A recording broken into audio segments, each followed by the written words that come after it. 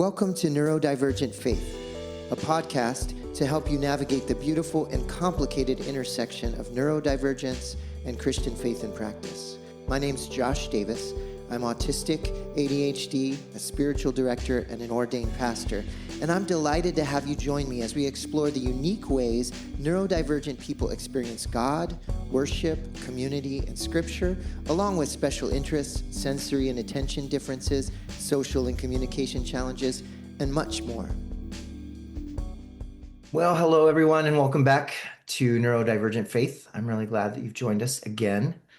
And today we're talking about parenting, but before you turn this off and say, I'm not a parent, I just want to acknowledge in this conversation that all of us have been parented.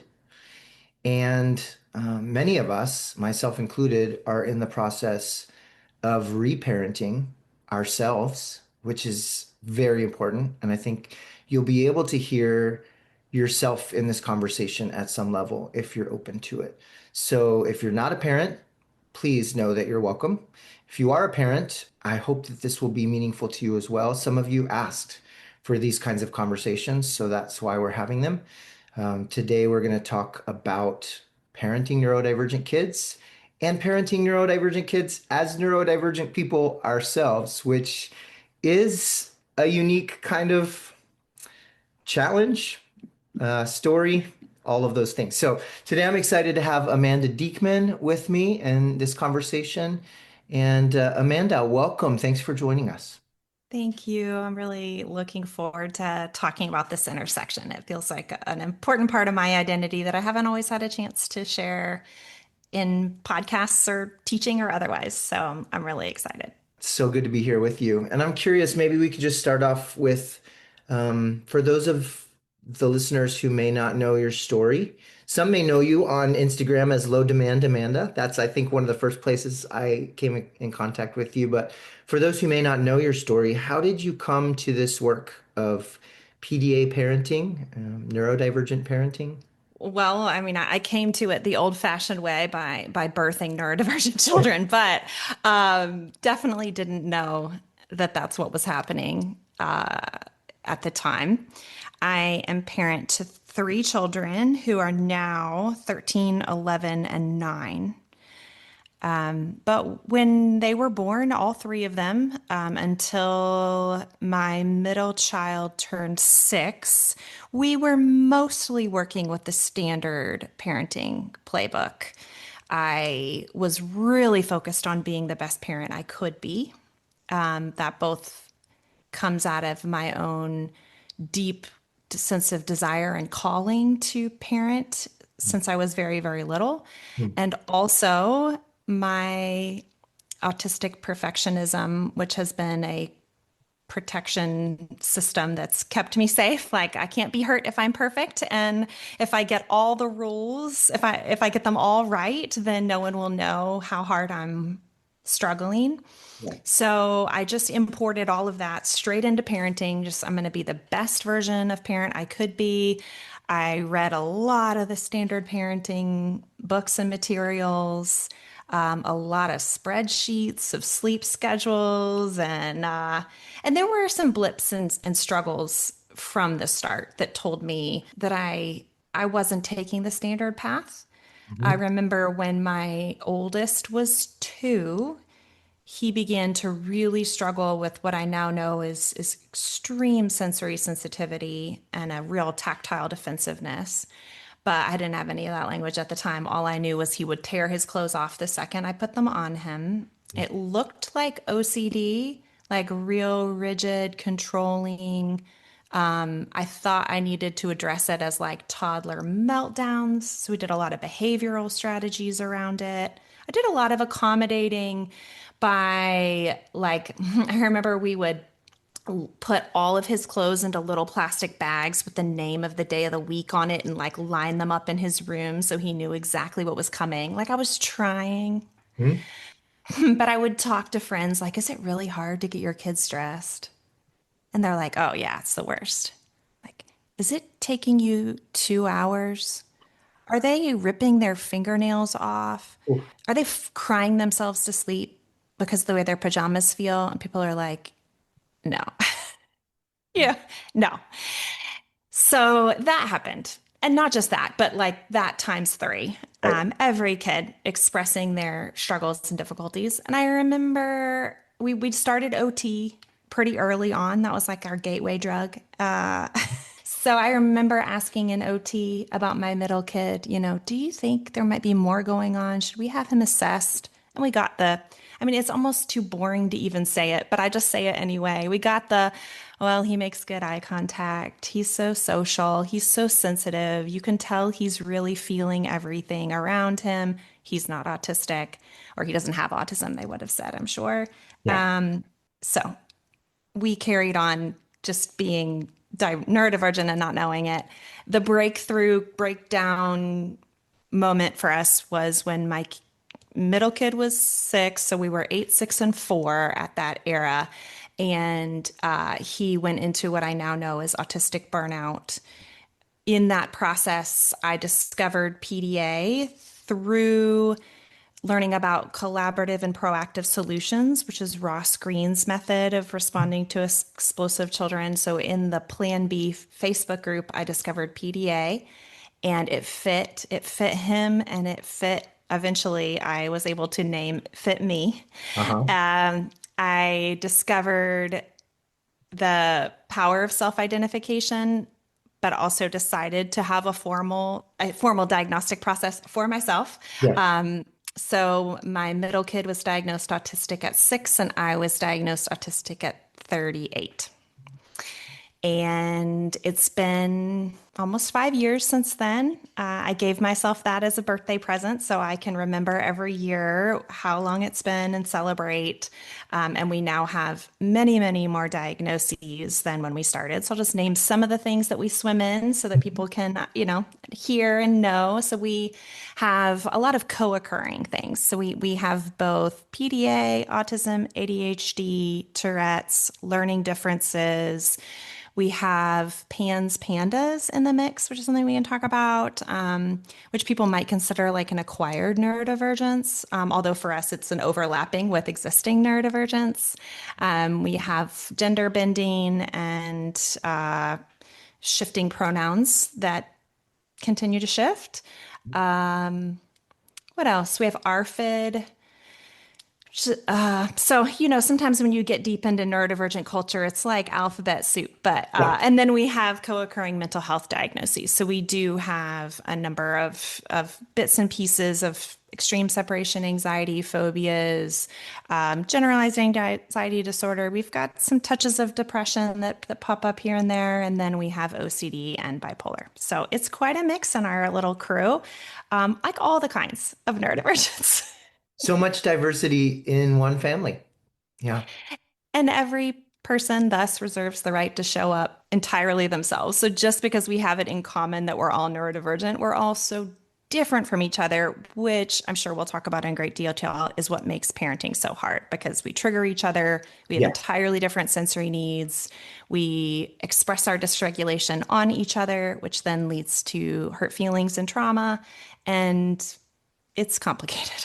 Yes. So I know just listening to you myself in this moment, but then imagining all those who are listening, some people just took a really deep sigh of relief to hear Mm. that other people have similar situations, challenges, are trying to figure things out like we are.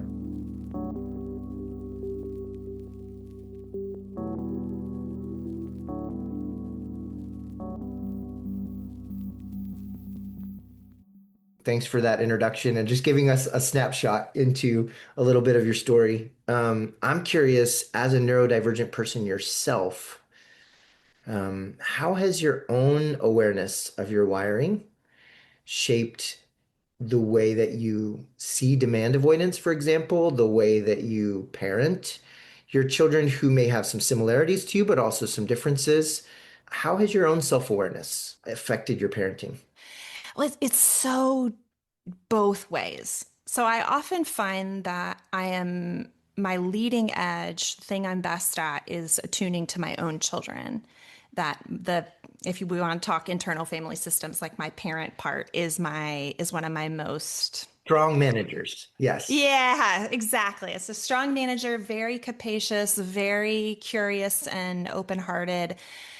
So what that means is that I find it really easy, really natural to trust them, Mhm. to listen to them, to believe what they're telling me when I think about like my lifetime of challenge of being a neurodivergent person, I think one of my most core wounds is not being believed and not being trusted, not being heard.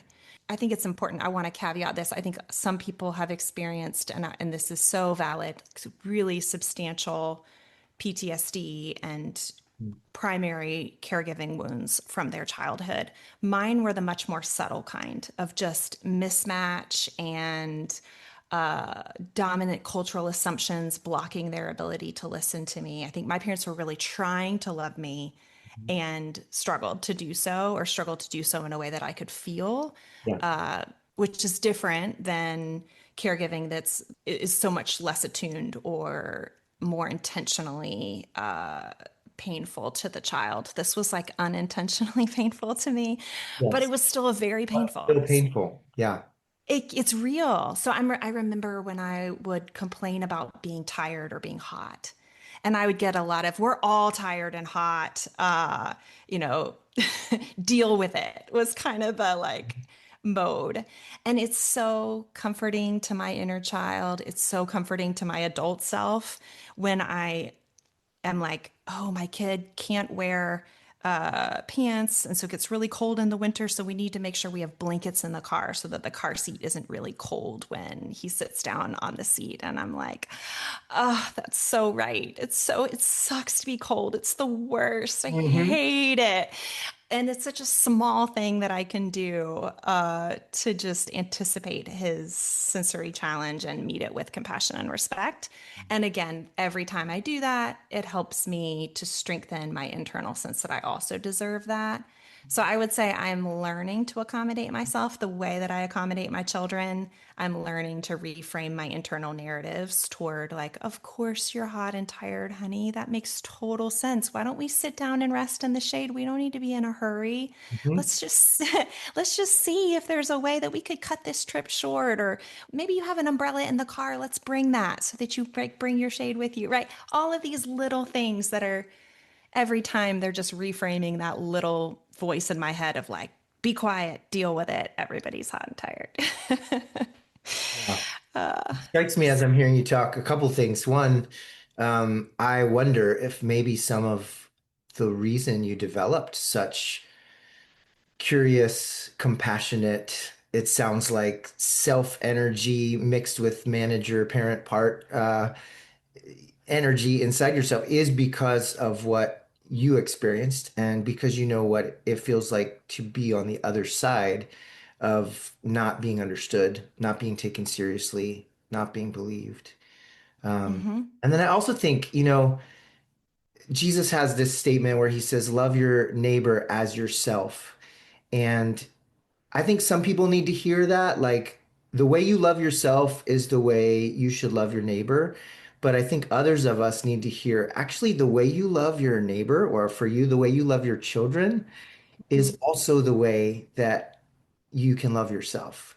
And that needs to match, right? And uh, Yeah. I hear a little bit of that in what you're saying. It's like sometimes it's easier to come to, well, what would loving my child look like? And it's, oh, and I could do the same thing for myself, right? Hmm. Yeah.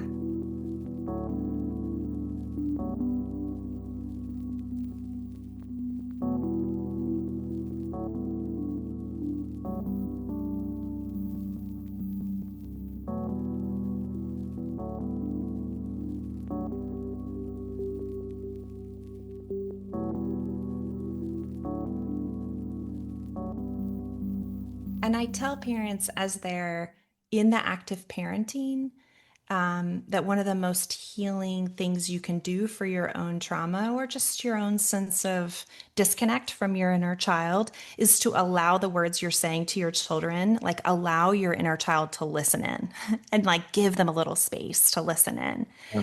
What I find in working with parents, like it's nuanced, is that some of our inner children are very jealous of our real life children. A- 100%. I feel that. Yeah. And it can lead to some of the exhaustion of dropping demands and providing accommodations. Is this sense it's way down deep, but it's like, why did they deserve it and I didn't? Mhm. Or why do I have to, because often accommodating our children does ask more of us. Right. Like if I'm going to make sure that there's a blanket in the car, I have to make sure there's a blanket in the car. Right. And so for him to be safe, I have to do more. And so then that kicks up our adult resentment. So now we've got a resentful inner child and an exhausted, resentful adult online. And that those two things get conflated really quickly and easily. And so sometimes we can't really deal with like, is it really that you're mad that you have to put your kids' shoes on? Or is your inner child mad that they never got that kind of attention and care? And sometimes it's both, and sometimes it's one, and sometimes it's the other. Yep. But there's real power then in letting your inner child listen in to the things that you're saying. So as you're tying the shoes, you might say, like, I'm so glad I get to do this for you. Or make a little joke about, the interaction or something like that. And then your inner child gets to be like, oh, this is light and easy. We're good here. Yeah. And that can make that sense of like that it's a zero sum game, like either it's you or it's me. That can be some of the most destructive energy that finds its way into our parenting. And it's not an easy answer. And I'm not trying to belittle just how exhausting it is to accommodate little people. But it's one step we can take is like, yeah, allowing our inner child to listen in the way that we're parenting and be like, that's for you too, honey. Mhm. Right. Yeah. I sense the goodness even as you're talking about that. And it does bring to the forefront for me how much parenting we're doing because we're not only parenting our children, but we're also reparenting ourselves at the same time.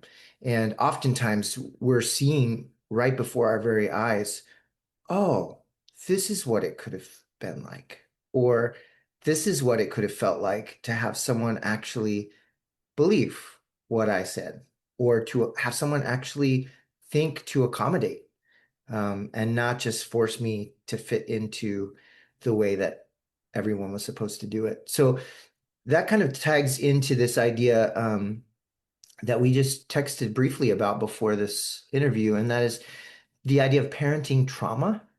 And Hmm. I'm curious, what are some of the ways you see either yourself and or others experiencing what you would call parenting trauma? Yeah. I mean, I think what we're used to talking about is having our childhood trauma triggered by our parenting experiences. And that is so valid and absolutely deserves a whole field of study. But it's a little bit more known, a little bit more established in the trauma field, and something that it feels a little easier to talk about. Yeah. Something that I'm finding is really less talked about and really needed is the primary experience of trauma from the act of parenting your children. And the nuance here, because when I talk about this, I got a comment on social media recently that's illustrated a lot of what I want to push back against, which was like, I don't like the idea that you're sharing here because it feels like you're saying that your child is a burden and that they've hurt you and that kind of like woe is me narrative within the neurodivergent world this person was trying to push back against. Mhm. And I want to clarify for everybody and myself and you that Yes. that's not what I mean. And I talk about this directly with my children. I say, you were really suffering and struggling. You were hurting so much. And that hurt me too. And so you're doing so much better now. And we've done so many things that have brought you to this really beautiful, thriving place. And I need additional care for the parts of me that got hurt in that process, which is how I talk about this primary trauma. So sometimes it's from witnessing just the depth of your struggle. I want to, the child's struggle. And that might be technically in the trauma field considered secondary Secondary trauma. trauma. Right, right. But there's also primary trauma Yeah. of experiencing your kid's aggression, meltdowns. Oftentimes, we've experienced some psychosis, and a lot of families end up needing to take some pretty significant precautions to keep other siblings safe. So that can mean putting your body in between. Mhm. We absorb so much in our physical Mhm. flesh. And what that does, what trauma research tells us, is that all of those memories get shoved together into a part of our brain that doesn't have any timestamps. So we don't know that that happened 10 years ago and that we now have a teenager and not a 6-year-old anymore. And we also, I like to describe it as like if your sock drawer was combined with like a really good pattern detection robot. Mhm. So it looks for patterns among all this random stuff that gets shoved in there.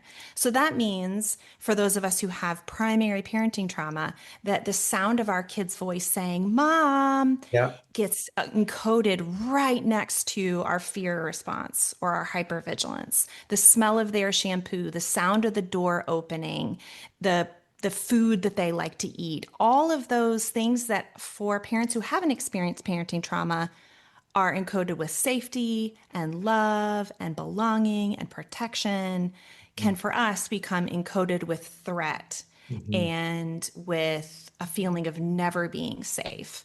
And of course, if you're neurodivergent, that is going to layer on top of a lifetime of feeling under threat and never safe.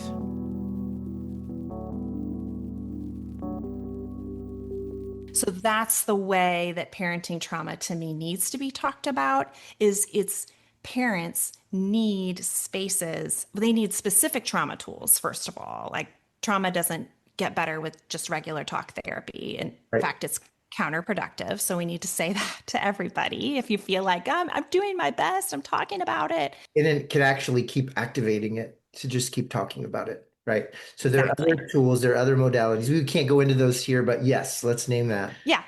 Let's name that. There's other, you need specific trauma tools, but also spaces where it's safe to talk about.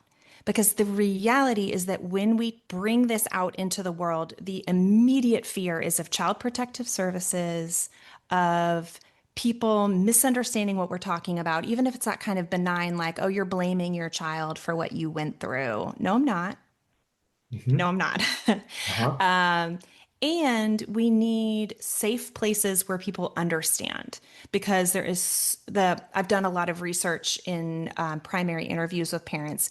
And what they often say is that the experience of being exiled and misunderstood and blamed is more painful than the experience of being punched in the face by their child or having to lock a door for an hour for safety or whatever you think that would be the worst part. It's not. The worst part is when you then go to get help for that thing that happened Yeah. and you are blamed for it. Yeah. And I can imagine, I don't even have to imagine. I can sense in myself, but then I can also imagine for others that there can be all this confusion and there can be shame on the inside of us that the smell of my child's shampoo actually triggers a threat response in my body, right? Yeah. So then when I finally get brave enough to talk about it, if I talk about it in a place that's not safe and then that gets villainized or any number of things that you just mentioned that could happen, whew, it's like often I can imagine parents just want to dig themselves further into the isolation and shame hole. Yeah. And since this is a podcast where we're talking about faith, this can become even further exacerbated when your primary community has been your faith community. And then this can be one of the hardest places Yeah, to talk, not just talk but experience. Like if your kid melts down in the church fellowship hall and everyone sees you drag them out while they yell F you, how do you go back there?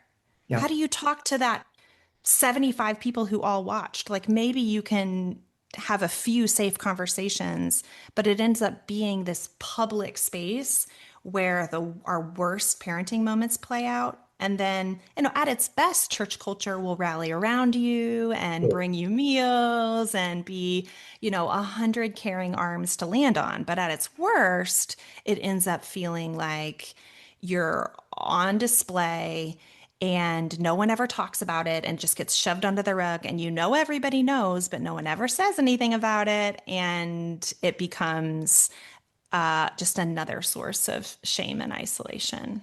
Yeah, and even more than that, it could be fuel for them to judge your own spirituality and your own connection with God because of the way that your child is behaving and because of how all of that went down, right? And so then not only are you often not given help, but you're actually shunned or judged or criticized from a distance. So I've heard all of those stories and experienced some of those things myself. I want to circle back though to something you said that I just thought was really beautiful, and I'd like to highlight it for just a moment, where you said to your kids, like, you were so overwhelmed and you were suffering, and then this is what you did, and now I'm hurting and I have some parts of me that still need some care.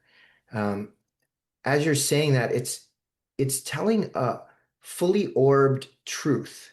It's Hmm. telling the whole truth from all of the sides of the story. And I think a lot of times we feel like we have to say some of the truth and then deny other parts of the truth.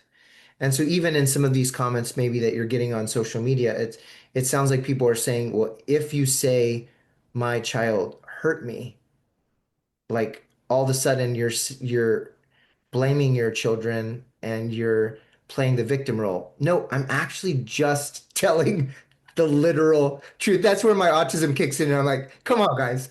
I'm actually, these are the words I'm using. This is what I actually mean, right? Exactly. Yeah. And I think that's a place that I realize the power of being autistic, that I, as a default, tell my kids the literal truth all the time. And they, as default, believe me literally. Our default mode of communication is like, I'm going to tell you the truth and you're going to tell me the truth. And we don't really sugarcoat or euphemism or use story. It's just like, here's what it is.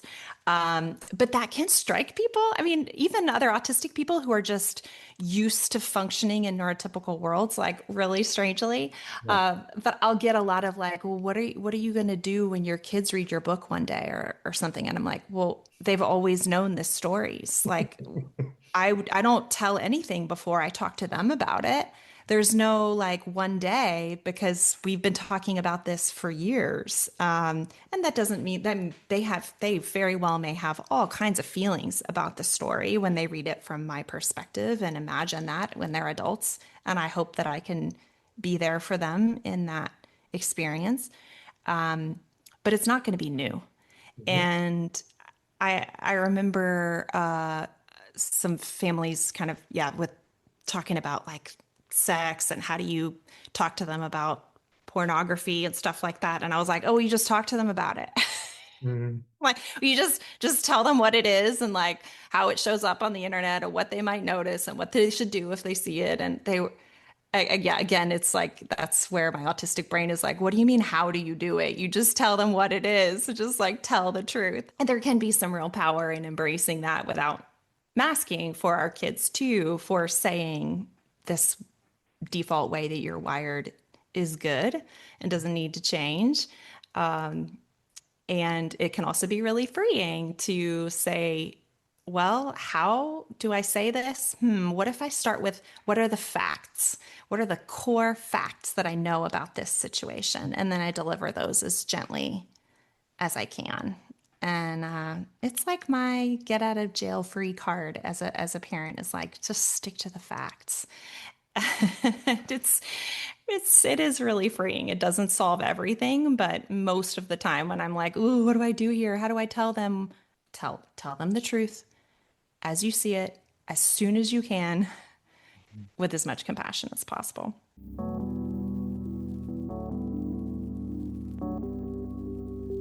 Yeah, I do that with my own trauma, with my sensory needs, I'll be like, "Oh gosh, guys, I'm really grumpy today Mhm. because I got bad news over email last night and it's just got me all in my head."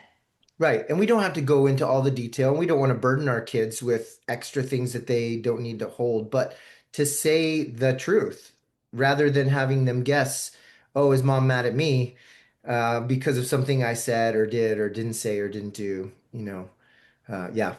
So let's talk for a minute about healing as neurodivergent adults. What could healing look like while we are parenting? You mentioned a little bit of this, like letting our inner child listen in.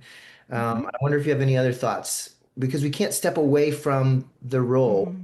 and the role may be both triggering our own childhood trauma and also introducing new trauma to us as adults. So how do we heal when we're right in the middle of that? Yeah.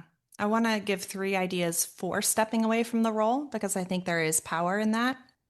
And the first one is that it's okay to get a caregiver to come in and just take some of the meltdowns for you for a little while. That's how I thought about it in our worst days.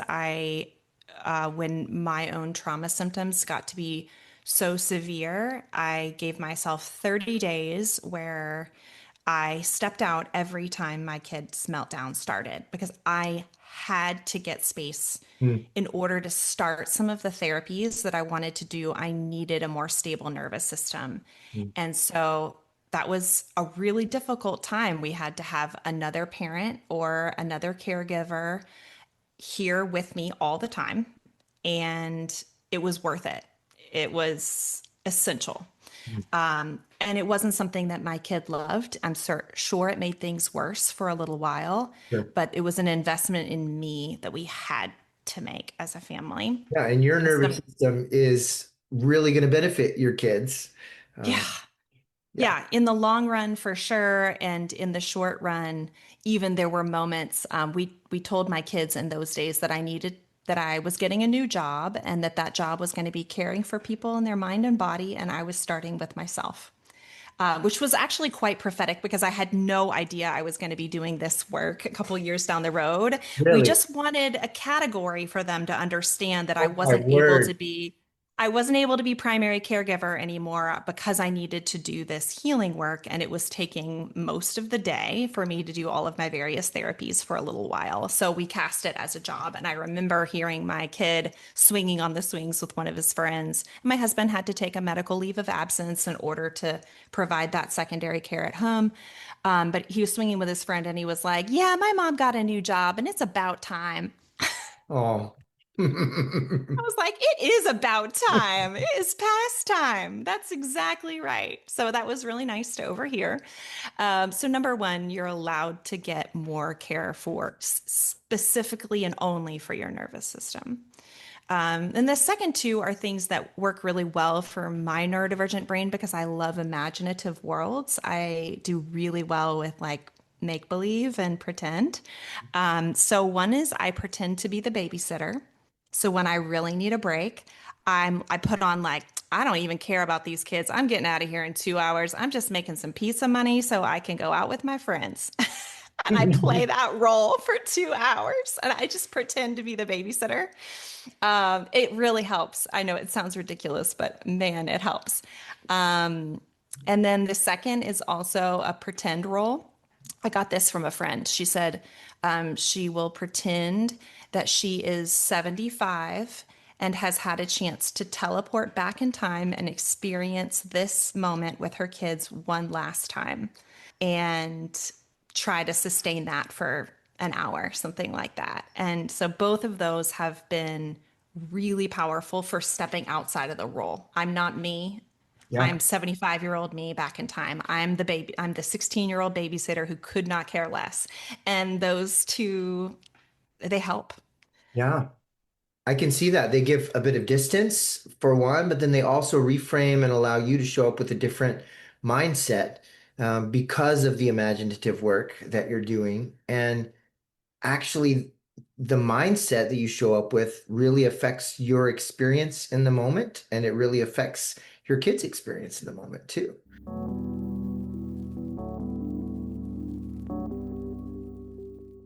Inside of the role, um, I think it depends on how severe the trauma is. I do believe that for some people, without those specific trauma tools to break some of those associations, it's really difficult to soothe your hypervigilance because it's coming from this part of your brain that is not no mantras, no prayers, not no sleep, no tea, nothing touches it. And so I want to speak to people who are experiencing that. That's real. Mhm. And if you're doing everything and you cannot stop being so triggered by your kid, especially when it feels beyond your control, that's a good sign that it might be time to bring in some additional tools. Things that really do help that are within your control to do right now.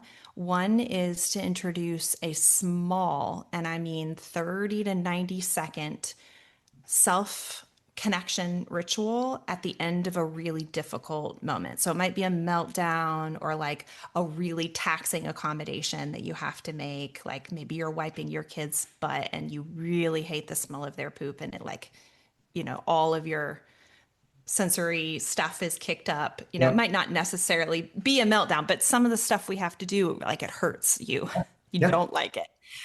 People I know who have to watch their kid play video games and it makes them really dizzy, things like that. So Yeah. once it's over, giving yourself a tiny ritual of self connection and I say that instead of self care because it's often we have to dissociate in order to get through those experiences. And then as parents, we're thrown right back into another, like, they go through a meltdown and then they're like, all right, now snuggle me and read me a book. And you're like, I don't have snuggle book energy in me. I have scream and rage like a tiger energy in me. So I developed for myself, it's all sensory related, but like a really gentle rock. I drink super cold water with ice through a metal straw. So I get like the coldest of the cold sensation in my mouth. And then I grab some like really highly flavored chips like salt and vinegar or something like that and just give myself like a super dose of what I find most sensory regulating and then head right back in. And adding that tiny ritual, I mean, realistically, we're doing that several times a day. We have to have these kind of. Yeah. So it's a lot of little bitty doses of you matter, your body is real, your experience counts, your sensory needs are just as valid as your kids. And those little doses over time can also be really powerful for healing trauma.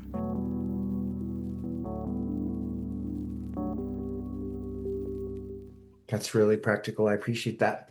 And for some who are listening, I would just encourage you, maybe your first step is even figuring out what are the two or three sensory things that are really grounding for you that you can have easily accessible to you. And then maybe begin to create that ritual that Amanda's talking about.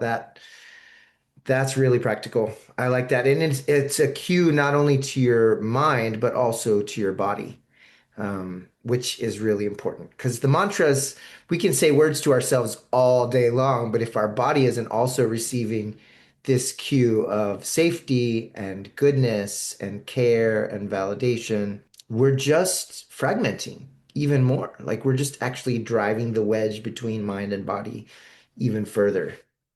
So maybe we could talk for a minute about trusting connection because you talk about the power of trusting connection. And I'd love to know if you could say more about what this looks like and why this is so important from your perspective. I'm known for dropping demands as low demand Amanda, and dropping demands is all of the practical stuff of what we do. It's like, okay, yeah, you don't have to do that chore because it's really too hard for you to do, or wearing a pull up is driving you crazy. So we're just going to put down a absorbent pee pad on the bed and then we'll do laundry every day. It's the like practical stuff that we do when something is really too hard for our kid and they need a release of expectation. But the thing about trusting connection is that dropping demands is not actually where the magic is. It doesn't do that much. It's important. It's a release valve for all that pressure that can build up, and it certainly is important for harm reduction. But the most powerful thing is what it creates space for. So, in our family dynamic, what low demand does is it says, I see you and I value you and I trust you just as you are. You don't have to become better than you are right now to be fully worthy of love. I tell parents to build their expectations around their child at their worst day. So think about in the last 3 weeks, what's the worst day you've had? And then write down all the things that were impossible on that day. And then build your expectations there because it gives your child the chance to delight you. The problem, we build our expectations so high and then with fluctuating capacity, the hard days come up Yeah. and then they're disappointing us Yeah. all day long. Yeah. And to me, this is intensely spiritual because a lot of us have a spirituality built on high expectations, and then we have a sense that we're like letting God down when we don't do the things. Right. When my experience of true divine love is that it comes in at our worst day and says, just like this, you are my beloved.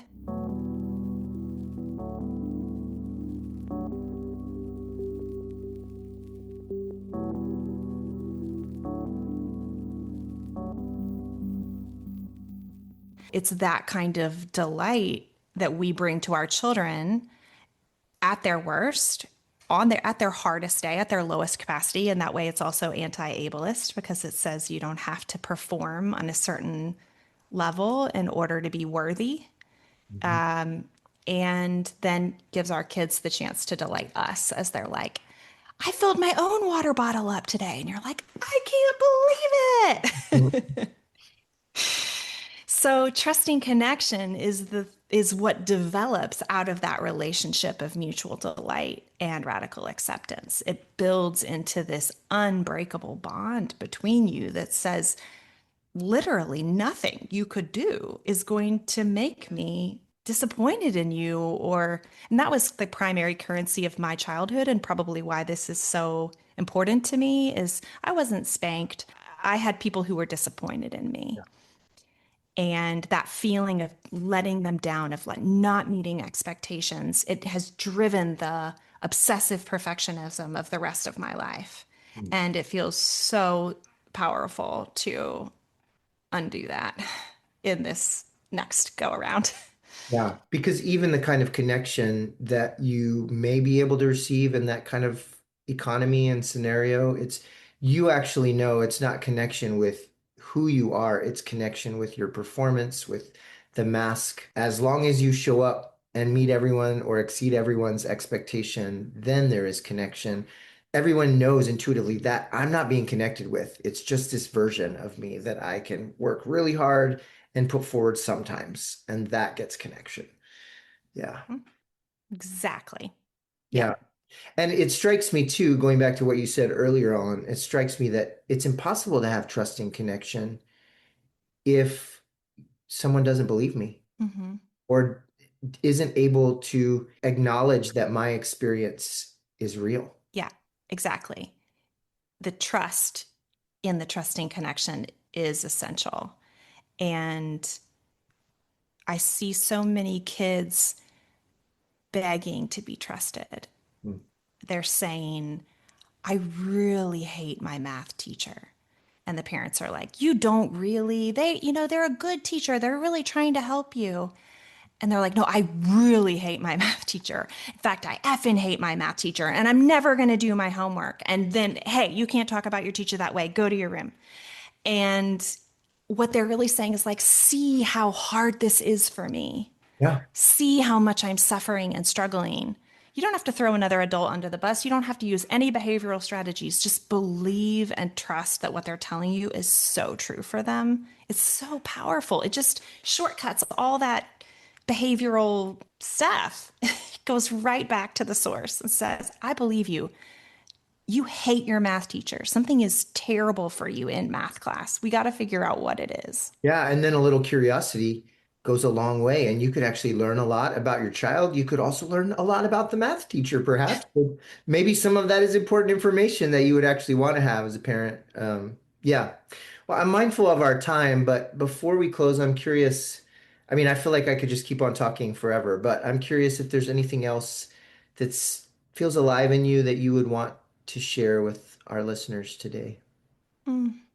So many parents ask me, how can I practice this kind of parenting or have this kind of relationship with my child when the world isn't going to do that for them? People aren't going to listen to them, and their boss isn't going to care that they blah, blah, blah, blah. People are really fearful about creating this foundation now when they believe the world won't be a certain way in the future. And I've been lately thinking that, like, let's zoom out a little bit and notice, like, most of us here, we're neurodivergent adults. Think about the world that your parents thought they were handing to you and how much has changed at this exact moment in time in 2026. The horrors are real, and there are a lot of things that are cascading in a direction of tyranny and fascism, and all of the hidden stuff is coming out. So I'm not saying like, wow, look how great the world is, but look how much has changed. So I guess I want to say two things to that part that might be coming up for parents who are like, this is all lovely and good, but I have to toughen my kids up because Mm. that's what kept me alive all these years. And I need to do that for them. And maybe because that's the kind of parenting you received was like, I got, especially if you come from a legacy of neurodivergent people, there's probably generations of people who just survived and Yep. taught you how to survive. Yep. And now there's a real tendency to think I got to teach my kids how to survive because that's all I know how to teach them. And I think this can really be a powerful place for our spirituality to come in and give us something more. So, two things. One is, what if we parented them for the world that we want to see? What if we didn't create cogs for the wheel, but we actively parented disruptors and visionaries and artists and dreamers? I think that's what our lineage has been, and at its best can be in this world, our kind of wider neurodivergent lineage. And especially if you have PDAers, I think we have always specifically been those types, the holy disruptors, the ones who say no when all the world says yes. So, for one, it's like, imagine what could be possible. And then what if we made kids for that world? And then the second piece is that I think it can be a really powerful place to attune our own spirituality and our sense of listening to God. Ask, what kind of world are you creating here? And how can we be a part of that? And that can help us see all the deep intersections between the ways that we're parenting and anti capitalist work and work tearing down white supremacy and all the. Sometimes it feels like I'm just here in my little house doing this little piece, and like I'm not a part of it because, I can't go to the rallies and I can't do all of that because I've got to do this. But I do think that this intimate work of shaping of people for a world that doesn't exist, I think it is deeply interconnected to the root systems of every other movement of justice that's changed the world forever. And maybe that helps you hold yourself just a little bit higher through the daily muck of your neurodivergent parenting life. Is like, not only what if you're creating kids for a world that doesn't exist, but what if this is the most powerful thing you could do to change the world, is to truly invest in trusting connection with your own self and your own neurodivergent children. I believe that this is world changing work. Thank you. I believe that with you. And it strikes me that if we think that the only faithfulness can be out there in the public sphere and not in the way that we show up to ourselves and the way we show up to our children, um, we're missing it. And again, we're fragmenting, but it's this. alignment of what do I really believe in? For example, we talked about the truth and talked about loving connection and trusting connection. What do I really believe in, and how can I actually align all of my life, including my parenting, my reparenting, and activism out in the world, all of it, in line with that. Yeah. Absolutely. Well, Thank you Amanda, for this conversation, Josh. This was so fun. oh, I had so much fun too. Thank you. And how can people find you if they want to find out more about low demand parenting or just about what you're doing in your part of the world? Yeah, absolutely. I'm sharing online as Low Demand Amanda. I end up offering my most nuanced and complex thoughts through my podcast because, on social media, you're lucky to get 6 seconds, but we can hang out for half an hour on a podcast. So that's called Low Demand Parenting. And I am hard at work on two additional books. My first one is really parenting focused. My second book is about parenting trauma. And my third book is about parenting kids in burnout and the practical and spiritual work of healing through burnout. So those are both in various stage of writing, but maybe by the time someone's listening to this, they exist in the world. So, be on the lookout for that to come. Wonderful. Well, thanks so much for your time today. I really enjoyed talking to you. Thank you. Thanks for listening to this episode of Neurodivergent Faith. If you like what you heard, consider subscribing, leaving a review, or sharing this with someone who might need to hear it too. And as you continue to wrestle with faith and identity, remember, your unique brain is a part of God's creative genius. Whether it's the way you process scripture, engage with prayer, or connect with others, you are a reflection of the vast creativity of our Creator. May you trust that God knows you, delights in you, and is working in you exactly as you are. And may you know that you are not walking this journey alone. See you next time.